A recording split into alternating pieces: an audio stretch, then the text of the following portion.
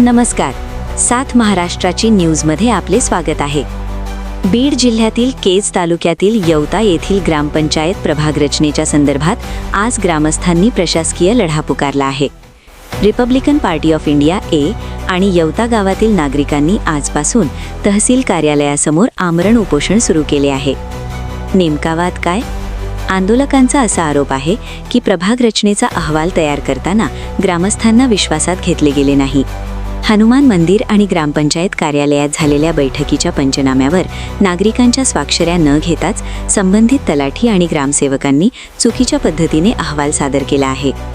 प्रमुख मागण्या: 1.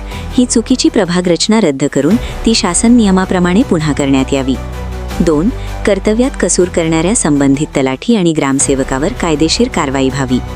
या आंदोलनात सूरज काळे, राहुल काळे, वैभव जाधव आणि इतर ग्रामस्थ सहभागी झाले असून जोपर्यंत न्याय मिळत नाही तोपर्यंत उपोषण सुरू ठेवण्याचा भूमिका त्यांनी घेतला आहे.